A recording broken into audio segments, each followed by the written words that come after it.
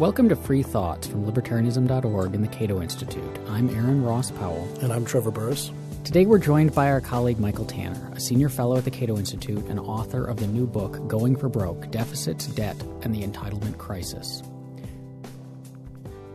Greece is in the news right now because they're having their own sort of crisis. And is that where we're ending up? I mean, your book is things look pretty bad and we're spending way more money than we have and it's going to be hard to reform it.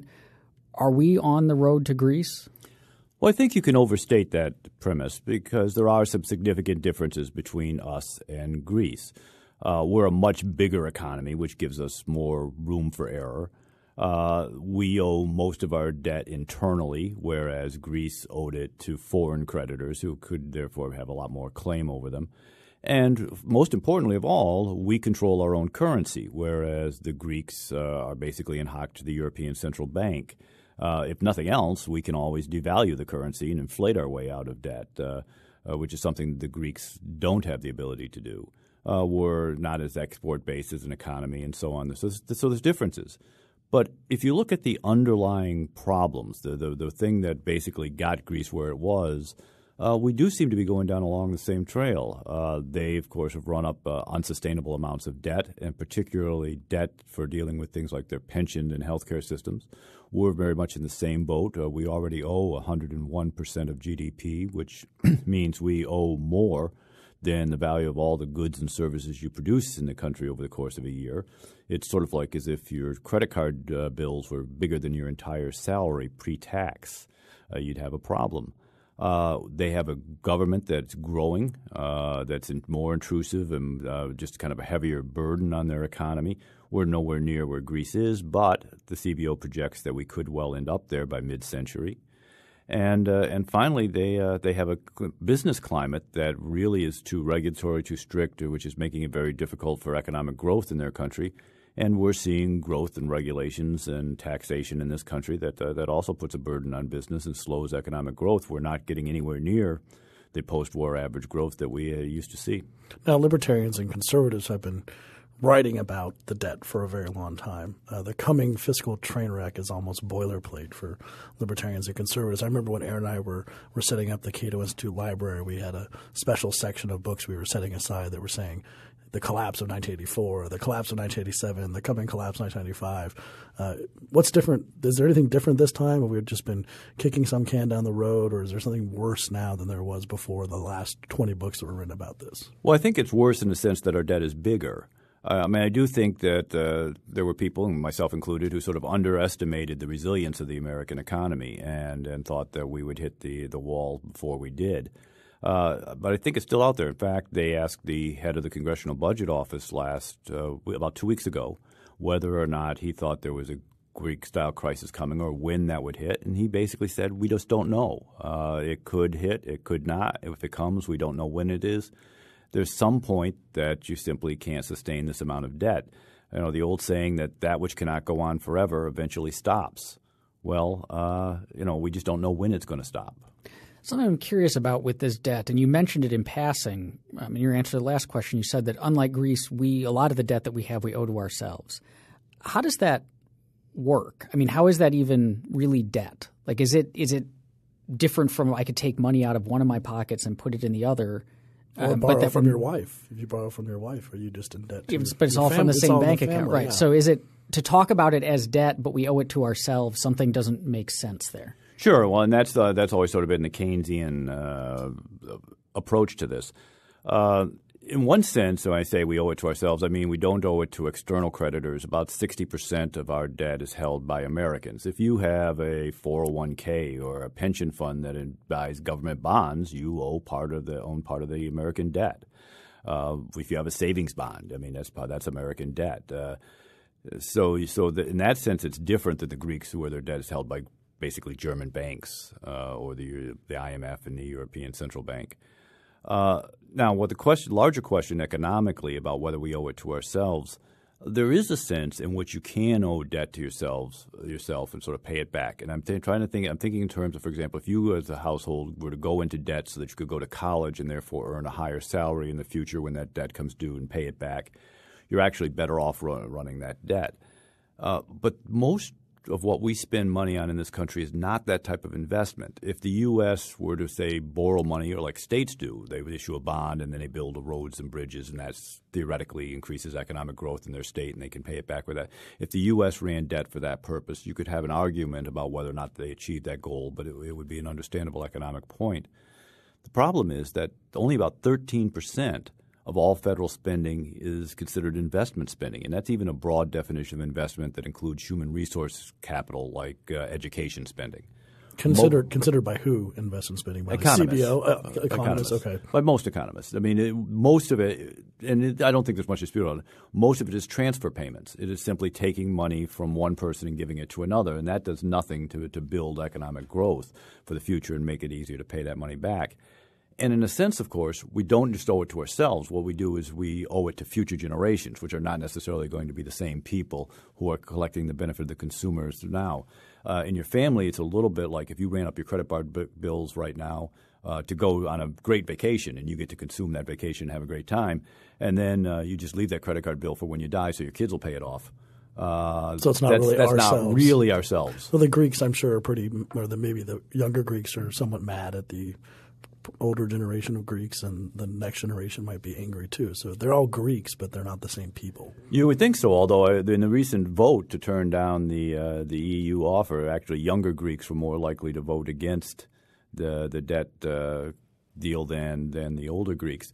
It's because they want in on the goodies everyone else had. Precisely, and they were afraid that they were going to get cut off before you got there, that the gravy train was going to stop, and then of course they've known they've been paying. Also, it's worth noting that the Greek so-called austerity didn't have a lot to do with cutting benefits. It had a lot to do with raising taxes, and it was going to be those young Greeks that had to pay that.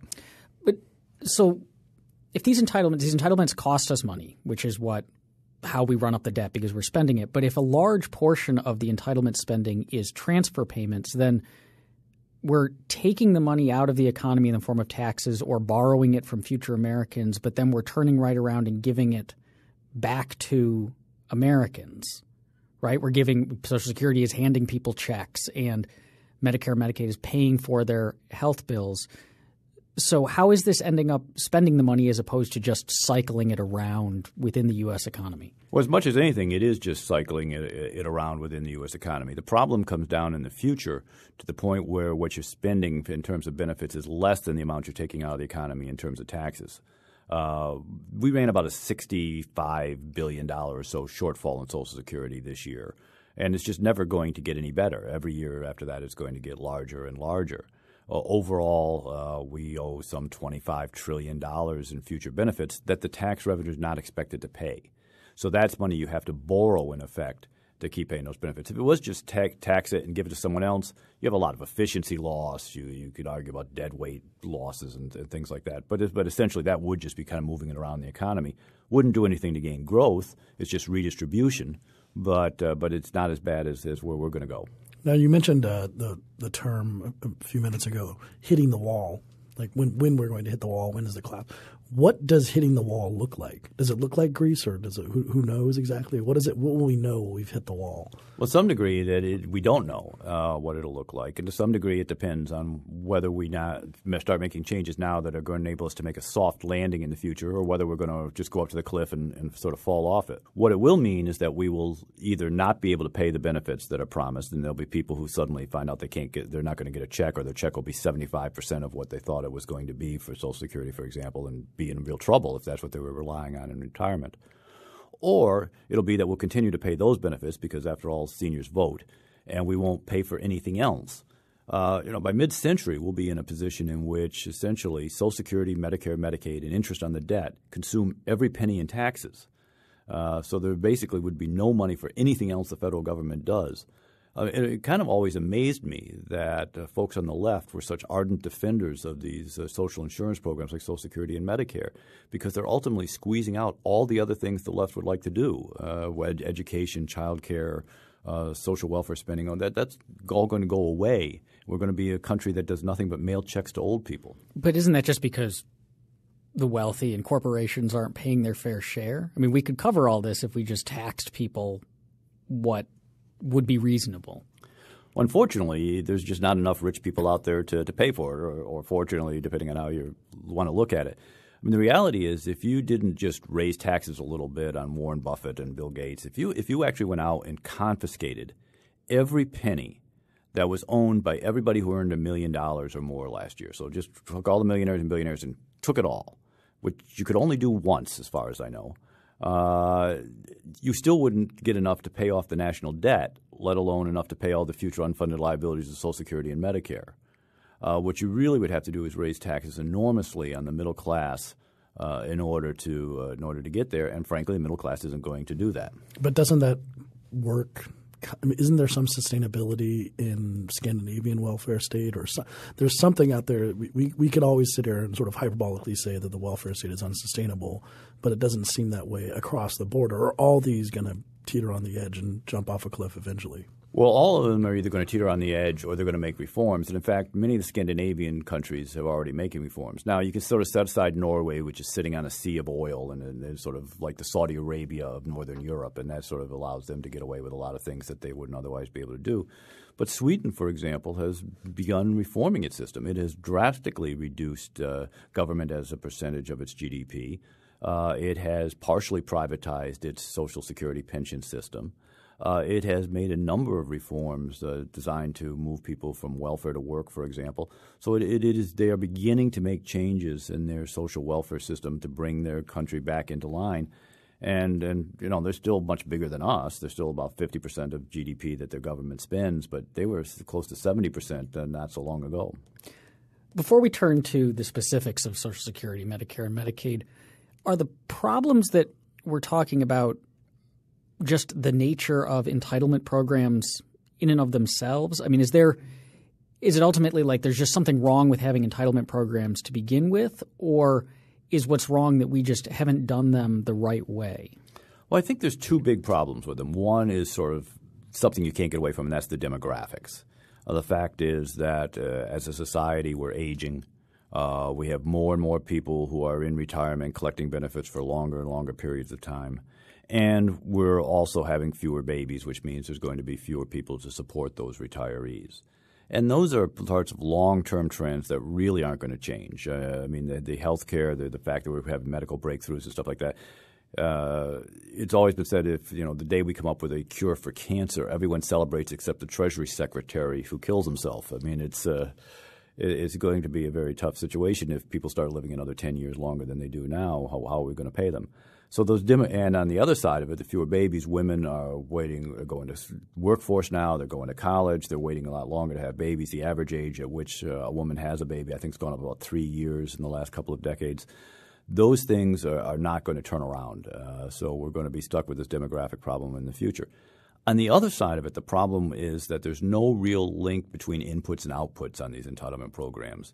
The contributions you make or the taxes you pay are not directly related to the amount of benefits that you get out of the program.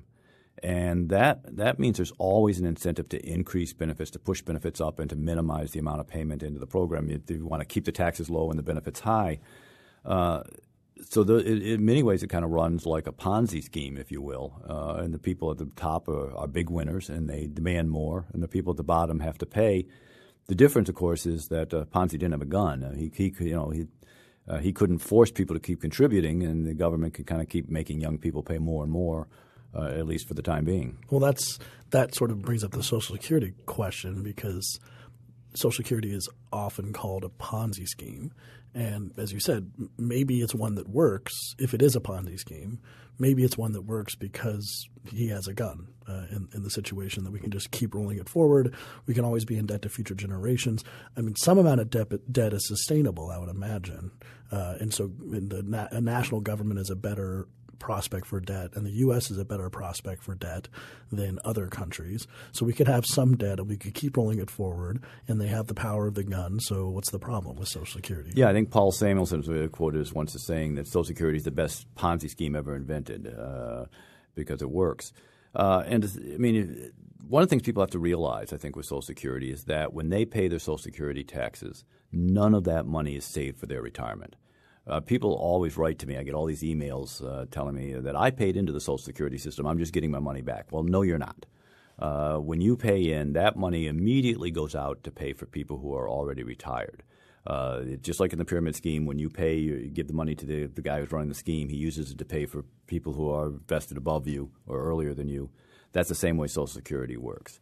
And that you then hope that when you retire, there'll be another generation that comes along behind you that will then pay into the system and support you. And that works really well when you only have at the top tip of the pyramid. You have only a few people receiving benefits, and you have a lot of people who are paying in and getting the benefits. But if you go back in 1950, you had that situation. You had 26 people, I believe, paying in for every person who was retired. That's a pretty good deal. Now, unfortunately, we're down to about 3 now, and it's going to continue down to slightly less than 2 in the future. And that's a big burden on those 2 people who have to pay all the taxes in order to support those benefits. Curious about the history of how Social Security came to be, particularly in light of, yes, these demographic trends that, longevity and whatnot have accelerated, but were those trends visible at the time that people were proposing Social Security? Because it seems once you recognize that people are getting older and that as we get wealthier, we have fewer kids. It seems obvious that this system, once put in place, could not be meaningfully sustainable. So was that a conversation at the time when Social Security was first proposed? Was it intended to last as long as it did? I think it was pretty much intended to be permanent. Roosevelt famously said that the reason they used a payroll tax and this idea of contributing to Social Security was that so no one could ever touch it in the future. It's worth noting that Social Security was originally very small. The original tax was 1% on the employer, 1% on the employee, to a maximum of $60. Even accounting for inflation, that was a very small tax, and the benefits were fairly low. It was intended not to be as a substitute for retirement benefits, to take care of you in retirement. It was supposed to be something that was sort of on top of your retirement to kind of make sure that people didn't fall into poverty. And it was done under sort of enormous, very difficult circumstances in the United States, a very rare circumstance. We had just had the Great Depression. And if you look at it, there was a number of things that were happening at the time. Number one is the people couldn't rely on their savings because the banks were closed and their savings had been wiped out. And they couldn't rely on working because many of them were out of work. We had 1/3 unemployment at the time. Nor could they necessarily rely on their children to take care of them because their children were out of work, of course. So you had a real problem that was taking place, and I think drove it. And of course, this was go back all the way to its origin. Social Security was originally a Bismarck idea out of Prussia in the 1880s or so. And it was done essentially as a trade-off to Social Democrats to get their support for the war with France and so on. So I don't think it was ever thought of to be the structure it is today. Well, you also write in the book, which I had never heard before, that it didn't originally apply to government workers or farm workers, I think, or people for nonprofits. A very weird assortment of people that it didn't apply to. It was originally manufacturing workers, essentially. It was designed to be laborers in the factories. Everyone else was assumed to be able to take care of themselves. Farmers were thought to live with their families and they could always grow crops and so on. So it really took a lot of them out. And then it also didn't include household help and things like that, who were largely minorities and blacks, and they were not considered part of the general population in the Roosevelt years and stuff, so they were excluded. So, yeah, it had a very narrow focus, and it was gradually added. It also didn't include disability benefits or survivors' benefits originally, and they've been added to the program since then. Is that sort of a predictable train of increasing a government program? Does this always happen? Because now we have SSRIs for the disability payments and SSDI and all these other sort of things. Is it just sort of, do we always find that they keep getting bigger and bigger? Yeah, exactly. The natural extension of these programs is that they grow. There just seems to be something about government that, if it's even a modest success, we figure it can do that much more. And if it's a failure, we figure we haven't spent enough money on it. So we try to spend more on that. I will mention just in terms of the programs, SSI, which a lot of people sort of conflate with Social Security. We need to be careful of that one. It is a terrible program. It's perhaps one of the most fraud-ridden programs in government, and there's a lot of reasons to criticize it. It is run by the Social Security Administration, but it is not part of the Social Security system. It's not funded through the Social Security tax. In fact, into the I think around 1980, I could be wrong on that date, but it was funded actually at the state level. And then they said, well, but the federal government's so good at mailing out checks. The Social Security Administration knows nothing. It knows how to print a check and mail it, if nothing else. Why don't we put it in there? And so it's just sort of an illusion. Took it over. That's right. One of the weird things, Social Security is supposed to be insurance against poverty and old age. Which it seems like a laudable thing. We don't want our old people dying on the street or not being able to afford heat or air conditioning.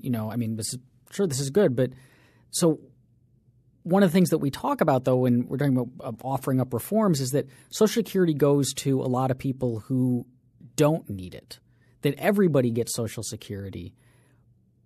How do we get there? It seems obvious that, yes, if we have an insurance just like Medicaid, if you can't afford health insurance, we'll help you out. But if you can – like Warren Buffett should not get Social Security. Right. Yeah. So is that how substantial of a part of this debt that we're in is the result of that? And why can't we fix that? That seems like an obvious fix. It's not a huge part in terms of dollars. I mean, there's just not enough Warren Buffett and Bill Gates out there collecting their Social Security that's going to make a big difference. You'd actually have to means test it at a very low level.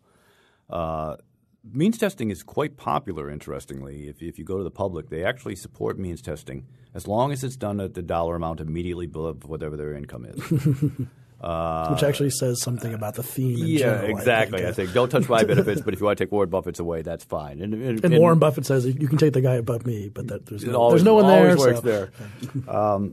Economists worry about it for a couple of reasons, the means testing. One is that you create a disincentive to save on your own. Why should I save on my own if it means they're going to take away my Social Security? Now, it's probably not going to affect millionaires. They're going to do what they want. But people who are in that middle range deciding whether they're going to put a little more money in their 401k or take that vacation this year, well, if it's going to make the difference whether I get Social Security or not, the vacation looks that much better. The second is income doesn't always matter in retirement. It's assets and how much you've accumulated, things like that. So you'd actually have to have not an income test but an asset test, and that becomes very hard to do. How do you value stock options? How do a house? Is it the book value, and what happens when they go down, like we just had in the last recession and so on. So I think you've got to – it's something that's popular but much more difficult to put in practice. I've had some of my Democrat and other friends who support Social Security say that one reason they're against means testing, which does seem like Aaron said a very obvious thing to do, is because even cracking open Social Security and start asking the question about who deserves it and who doesn't deserve it at what level will – put questions on the table that they don't want to be on the table at all. Yeah, that's ARP's position. The AARP has taken that position for a long time, that they oppose any sort of means testing. Their argument is that it needs to be a universal program because that's what generates universal support. The phrase is programs for the poor are poor programs, that if this becomes a means-tested program that we only see poor people taking advantage of, there'll be a move to disfund it, to unfund it, because we don't like programs for the poor. But this is universal. Mom and dad get it, so we all like it. Yeah, that seems like, again, part of the public choice analysis of the support of these programs and why they keep going forward. So I guess then on Social Security, we've partly answered this, but how bad are things specifically for Social Security? And then what are the possibilities for reform on that? Sure. Well, we can generally estimate the shortfall in the future of Social Security and do it fairly accurately because it's really just math. I mean, we know how many people will be retired in a given year in the future within a certain range. We know what the law says their benefits should be. We also know roughly what we'll be taking in taxes in the future, assuming different economic growth scenarios and stuff, and you can find the gap between them. And right now that gap is $25 trillion, give or take.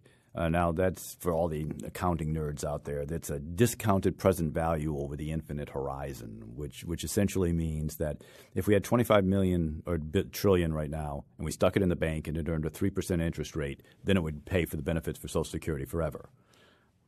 Interesting. So there's no by 2050 that this is going to be a $25 trillion gap. Oh, sure. You can do the estimates in each year. The argument becomes, dollar amounts don't matter as much in the future. You'd have to discount what the dollar is worth in the future because it's better to have a dollar today than it is tomorrow. That's why banks lend you money and so on. But yeah, it's going to be within about 10 years. It's about $200 to $300 billion. Today it's about $65 billion right now. And it is the biggest part of the budget, correct? The Social Security is Social Security is about 23% part of federal spending. Yeah. So even in Washington, $25 trillion is a fair amount of money. So how is this fixable? I mean, is it realistically, can we do anything about that $25 trillion shortcoming, or do we just have to run into it? Well, essentially, if you're spending more money than you're taking in, you only have a couple of options. You can take in more money or you can spend less. To take in more, you'd actually have to take in quite a bit. You'd have about a 50% increase in the payroll tax. It would have to go from it's 12.5% now. It would have to go to about 18%. Or the equivalent in other taxes, of course. And we should recognize that the payroll tax is the largest tax that most families pay. Most families pay more in payroll taxes over the course of a year than in federal income tax. So for all the income tax debates we have here, is the payroll tax is the big tax. A big increase on that is very regressive, would fall heavily on middle class and lower income people. Or else you'd have to find some other way to raise that kind of taxes and transfer the money over, which doesn't seem very realistic. On the taking it outside or the reducing the spending, you'd have to cut Social Security in the future by about a quarter. And there's lots of ways you can do that. I think people talk about raising the retirement age or means testing. To get really wonky, I favor something that's called changing the wage price indexing formula. But there's different ways you can get there, and if you phase it in over time, you can minimize the hit. But frankly, young people have been lied to. And one of the first things we can do is face up to the fact, look them in the eye and say, yeah, we lied, and you're not going to get all the benefits that are promised to you. And that's just a fact of life. Do you see this as being a thing that could happen? I mean, I'm interested in the political realities of this because one really interesting thing about this narrative, and I've always thought this about economists from our side, so to speak, is that it seems like math. It seems like it would be silly for anyone to deny the realities that you're talking about, but we're still all denying it, or a lot of people are. Some people are denying it. Well, and totally. it's not just that politicians are denying it, or the AARP, which has a constituency, is denying it, but Paul Krugman. Other qualified economists seem far less concerned than you are. Yeah, well, yeah. I think they think it's sort of the low-hanging fruit. It's certainly nowhere near as bad off as Medicare, let's say, which we're going to talk about in the future. And they think you can get there by raising taxes on the wealthy, or that we'll just deal with it in the future. The other answer, of course, is economic growth. Is they'll say, well, if we do all these things and it grows the economy. Hate using that phrase, grows the economy. If the economy grows. If the government grows the economy. Carolyn Baum will beat me up for that. So if the economy grows, that in that case there will be more money available, and that people in the future will have higher wages, and therefore they can afford the higher taxes that will be necessary to support it. I question whether or not you can get that economic growth when you have the type of debt overhang that we have, that eventually that begins to slow economic growth for a lot of reasons. Businesses anticipate debt as future tax increases, and therefore they slow their hiring and things of that nature. And politically, the politics of this have really shifted to some degree. It used to be a very bipartisan issue that everybody recognized. I mean, Bill Clinton at one point supported Social Security reform, including personal accounts. You had a number of Democrats in the Senate, like Bob Kerrey of Nebraska, John Breaux of Louisiana, Charlie Stenholm in Texas, who supported Social Security reform very strongly. They're all gone. And now you essentially have Bernie Sanders and even Hillary Clinton talking about the need to increase Social Security benefits rather than to cut them back. Who are the constituencies behind this? You mentioned that young people are being lied to and are being told they're going to get benefits they aren't. Are the voting blocks that would stand in the way of politicians wanting to reform Social Security, especially on the reducing benefit side, are those older people who don't want to see their benefits cut? Are they mostly younger people who are hoping to get their hands on high benefits later? No, I think in the United States it's mostly older people. Generally, seniors are – and it's interesting because most of the reform plans that are out there don't involve current seniors. They talk about people under the age of 50, for example, making changes. Yeah, that was why I was asking, because it seems like you could fashion a plan that's like, look, all of you old people will be dead by the time this kicks in. Yeah, and we keep trying to say that to them, but they're very easy to scare. If you're getting a Social Security check, it's very easy for them to scare you on this. And so there's a lot of kind of demagoguery that goes on around this. You see people being pushed over cliffs in their wheelchairs and all that sort of stuff every time an election comes. So that's always a big issue. And at the same time, young people just don't vote. And they certainly don't vote on the Social Security issue. There's so many things that are more important to them, from foreign policy to gay marriage and so on, that really animates young people. But it's just not an issue. Social Security is not one of them. And the likelihood of your voting was sort of like the equivalent of your age. About 70% of 70-year-olds vote, and about 30% of 30-year-olds vote. So it's kind of sort of a line in between. And so politicians are always happy to play to the 70-year-olds and not to the 30-year-olds. One other interesting group, which is why there's some problems on the Republican side with this that really are like Social Security, is actually some folks on the Christian right. Gary Bauer, for example, in the Family Research Council was against privatizing Social Security because they thought it was too likely to encourage women to enter the labor force if they could have their own accounts rather than rely on their husbands. And wow, that's incredibly disturbing. Not surprising. Yeah. And also, though, if you look at the constituency, particularly in the Christian right, there's a lot of older women there. And for a lot of these older women, Social Security just found money. I mean, basically, they didn't work back in their generation. Now, women more likely to pay Social Security taxes today, but for a lot of women in their 70s and 80s, they didn't have to ever pay into the system. Their husband did, and now their husband's dead, and this check comes every 2 weeks, and they just don't want anybody touching it. Yeah, I can understand that. The other two that are the big part of this are Medicare and Medicaid, which come 30 years after Social Security, more or less. And you're right to break this down that between these three programs, Medicare, Medicaid, and Social Security, that's how much of the U.S. budget? About 48% of federal spending. It's just those three programs. If you throw in interest on the debt, you're over 50%. So clearly, you've got to deal with those issues if you're going to fix the program. You know, I'm always amused by Republicans who want to sort of balance the budget on the backs of the usual suspects. Well, foreign aid, which Republicans all hate, is 1% of federal spending. And they want to kill Big Bird, or right now we're going to defund Planned Parenthood. Well, fine. Big Bird and Planned Parenthood combined are 0.1% of federal spending.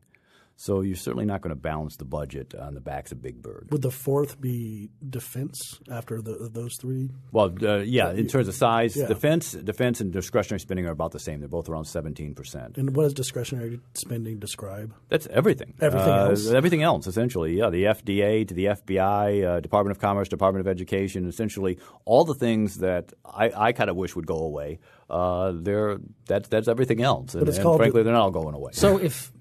There we go. If we just get rid of everything libertarians don't think government should be doing besides entitlements, we've just balanced the budget and entitlements get paid for. Pretty much. It's sort of a libertarian dream world, but unfortunately, I don't think people are going to go along with eliminating all those things, which puts us back in a bind. Well, it would turn the government into like an old folks' home. Basically. Yeah, the government will make – and say we're going to be in a position within a half century or less that we will have enough tax money to do exactly that. That those three programs plus interest on debt will consume everything that the federal government does. We may be able to have a little tiny army, but that's about it.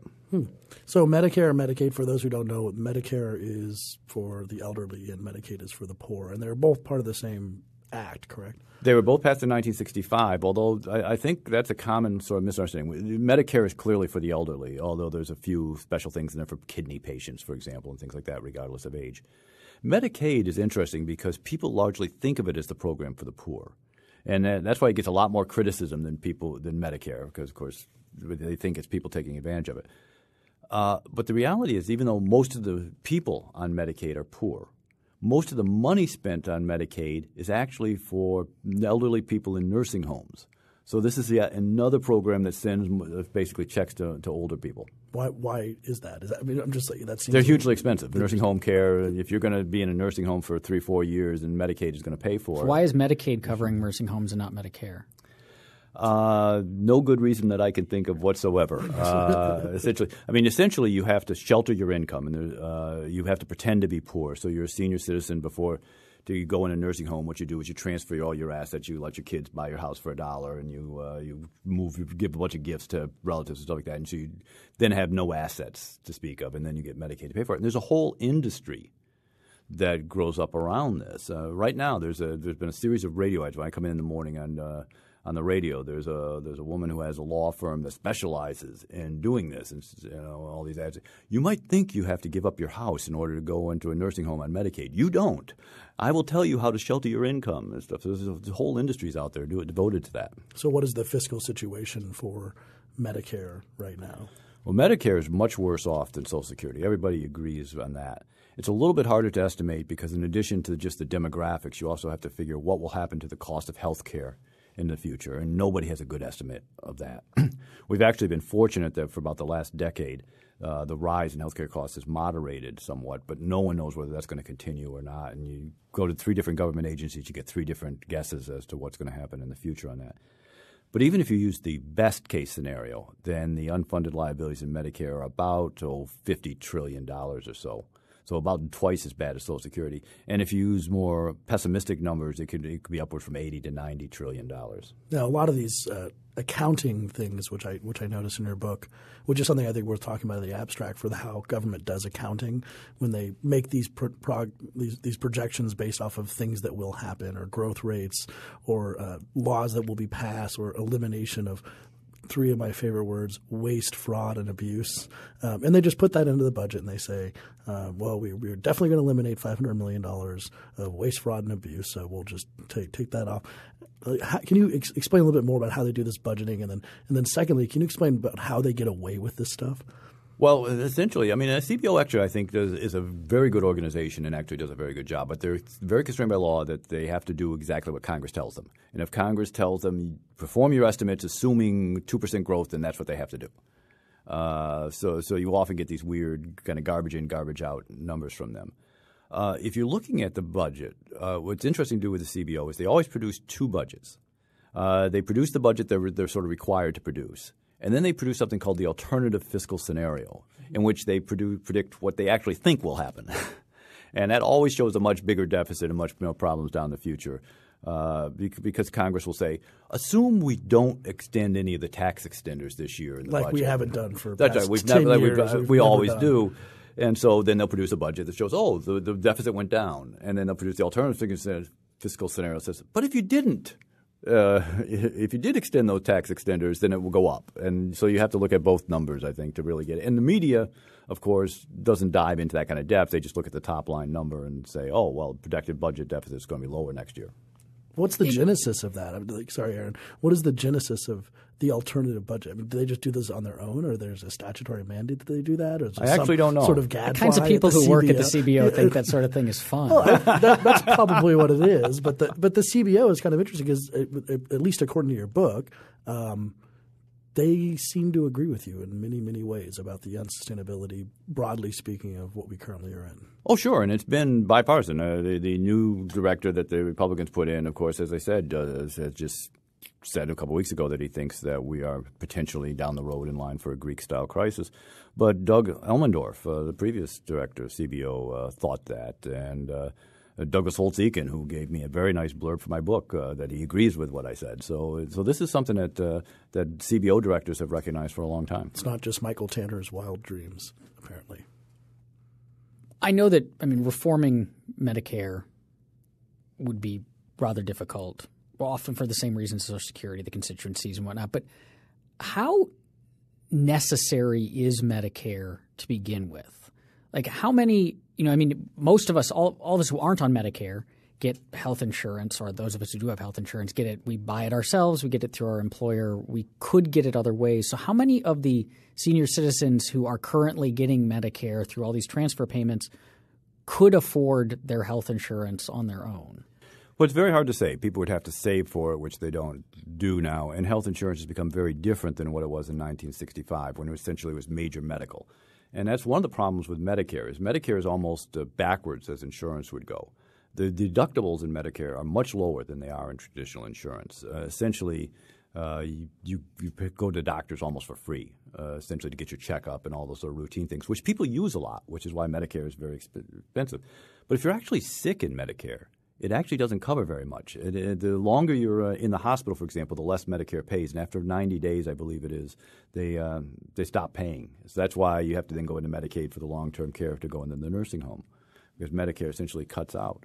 So it's actually kind of reverse from what real insurance would be. And a lot of it is based in 1965, dealing with what corporate hospital insurance looked like back then when they put it together, and it just hasn't changed a great deal. Well, that seems to sort of highlight Aaron's question, and your answers seem to highlight what might be the core of this debate, which is not just whether or not it's unsustainable, which is important, but whether or not the spending is doing anything worthwhile. If you think that it's doing worthwhile things, then you want to figure out a way to keep it going, budget debt or not, deficit or not. And if you think that it's not doing very worthwhile things, then you want to figure out a way to end it. And really it's just a debate about the role of government at the end of the day. Well, what's interesting is the constituencies aside. The constituencies all believe it's doing wonderful things for them because they're all getting the goodies from it. But you actually look at the sort of Democrat and Republican approaches to this, they're pretty much in agreement that a lot of this spending is not doing anything.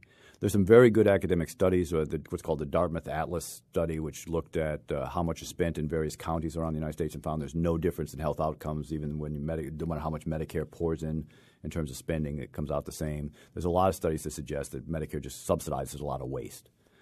So what you actually have is an agreement. If you actually looked at the budget proposals by President Obama and Paul Ryan, for example, their goal in terms of future Medicare spending is the same. They have the same projected future growth, which is about 1% above GDP. In my opinion, still too high, but interesting that they're the same. The difference is in how they get there. President Obama essentially wants a top-down approach where he basically wants the government to set prices for doctors. And then he hopes that they set the prices low enough, the doctors will then be the intermediaries and will stop doing stuff. And that sort of rationing will occur, and that will reduce costs. It sort of takes the blame and shifts it to the doctors, which is why doctors hate it. Paul Ryan essentially wants to limit the amount of money that individuals get. Say you can spend that on whatever you want. If you want all the benefits you're getting today, though, you're going to have to spend more money, which means that people, some seniors are going to have to pay a lot more out of pocket than they pay today, and essentially do it from the bottom up, if you will, with it. And that's kind of the argument: who's going to make those decisions, whether it's going to be the consumer or some expert at the top, and who's qualified to make those decisions better. And that's an interesting debate. Doesn't come across that way in the media, that that's what they're actually debating. Well, interesting, the debate seems to be, at least from the Democrat side, which I'm somewhat biased, I guess, and to some extent, but any cut in the current amount of spending or the rate of spending that is proposed is synonymous with anarchy. It often seems to be what the debate is. This is like the current level of spending is necessary at any given point in time. Often it's the way Republicans treat military spending. Yeah. Is the way they treat entitlement spending. How can we get anywhere if that's the way we're talking about this? No, that is a problem. It's more of a congressional problem. I will give President Obama credit for actually having tried to limit the growth in Medicare spending. I don't necessarily agree with him on the way he's going about it. Congress sort of tried to do this as part of the Affordable Care Act. They created something called the Independent Payment Advisory Board, which essentially takes the responsibility, sort of like the Base Closing Commission. You likened it to military spending. It's the same sort of thing where they created this independent commission that would come up with recommendations for how to save money, and then Congress could veto it, but they couldn't amend it. So essentially both houses of Congress would have to vote no, and then they would get rid of it. That begins in 2018. I've always compared those to Congress trying to perform an intervention on itself. Exactly. If you're an alcoholic, you give the bottle to another committee and say, don't even give me any unless I ask. And they know that they won't cut, basically. That's right. And the problem is going to be we'll see what happens when the rubber hits the road in 2018 when the commission is actually supposed to go into effect. And it's something that's disliked on a bipartisan basis. And you see both Democrats and Republicans wanting to repeal this. And of course, it has a number of problems. It's sort of a blunt instrument to kind of try and have a group of experts decide what everyone's health care should be and impose it on one size fits all across the board, which isn't a good approach. But it would reduce Medicare spending if it's imposed. We'll have to see. I also feel like we should pop in and mention. There's a moral issue at play here too, in that setting aside Medicaid, Medicare, and Social Security are going to older people, and by and large, older people are wealthier than younger people.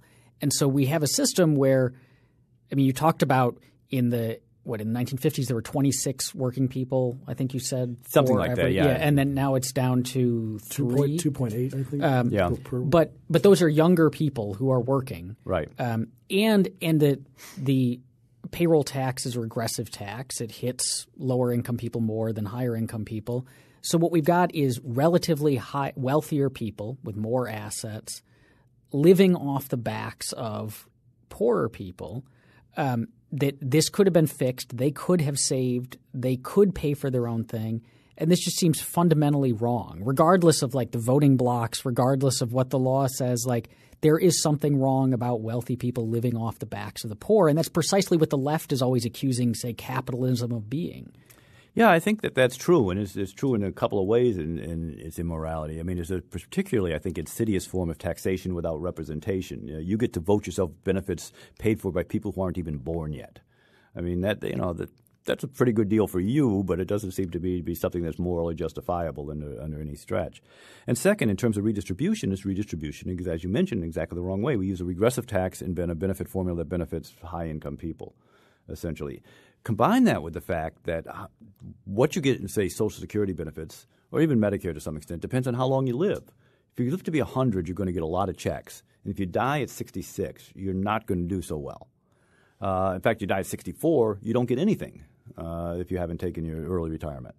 And longevity is linked to income and race in the United States, essentially, and sex, gender. Essentially, rich white women live a long time. Poor black men die early.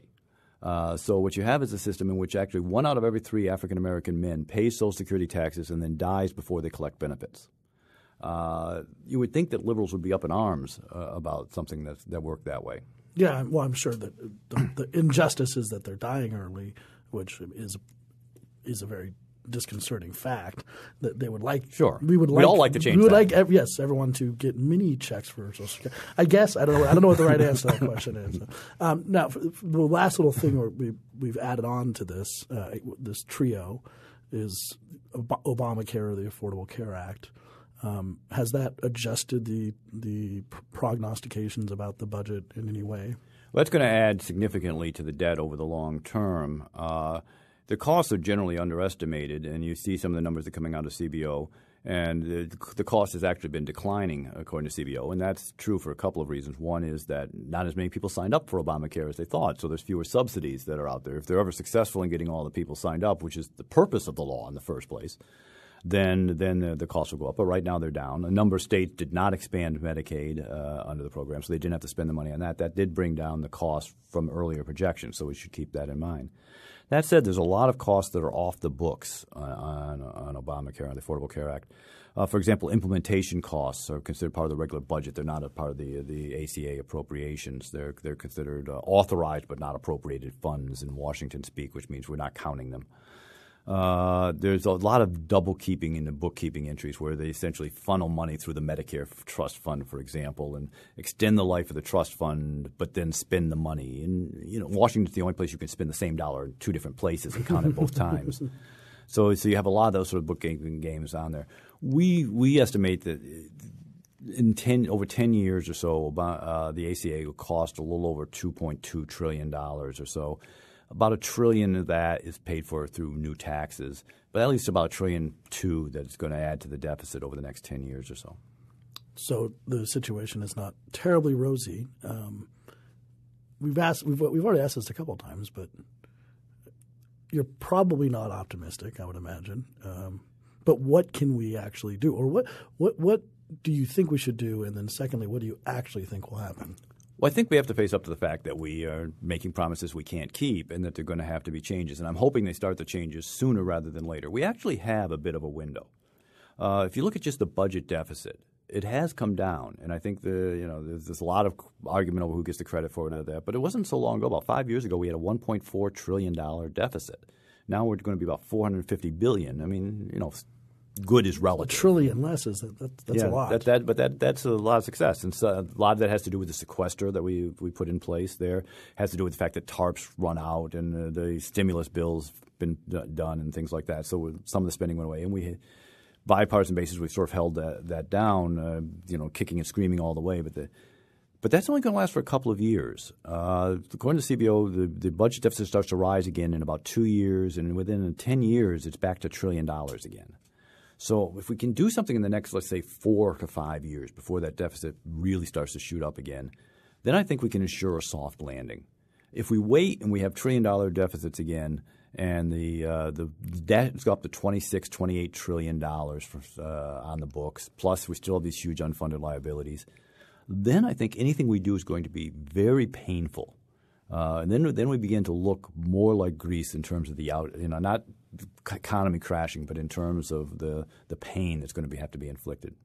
So given that this podcast is about libertarianism, and obviously we're stuck in this non-libertarian world, and so most of these reforms that would be proposed are second best at best solutions. But the first best solution, would it be to get rid of these entitlement programs entirely? If we could wave a magic wand and just end them. And if we could, how would we address the concerns that these programs exist to address themselves? How would we, in the absence of Social Security, deal with old people who might not be able to support themselves in retirement, or deal with poor people who might not be able to afford health care? Yeah, well, I think that these programs were put in place based on the idea that people were myopic, that people would not save and take care of themselves. And I'm not sure that the studies bear that out. I'm not sure that the evidence is there that people wouldn't save if they were given the opportunities. In many ways, Social Security squeezes out savings for those people who need it most. If you're a minimum wage worker, you have to pay 12.5% of your income into Social Security between you and your employer combined. That's not leaving you a whole lot of money to save on your own. Maybe you wouldn't save 12.5%, but maybe you might save 5 or 6% if you were left to your own devices, and then we can deal with that. Now, you do have a sort of moral hazard issue. You have to deal with the fact that with the welfare state we have, if you chose not to save for yourself, you could fall back on taxpayers to support you, things like that. So it's not as easy as just saying get rid of it. But I do think that in an ideal world, people and their families would be responsible for taking care of themselves. Thank you for listening. If you have any questions, you can find us on Twitter at FreeThoughtsPod. That's FreeThoughtsPod. Free Thoughts is produced by Evan Banks and Mark McDaniel. To learn more, find us on the web at www.libertarianism.org.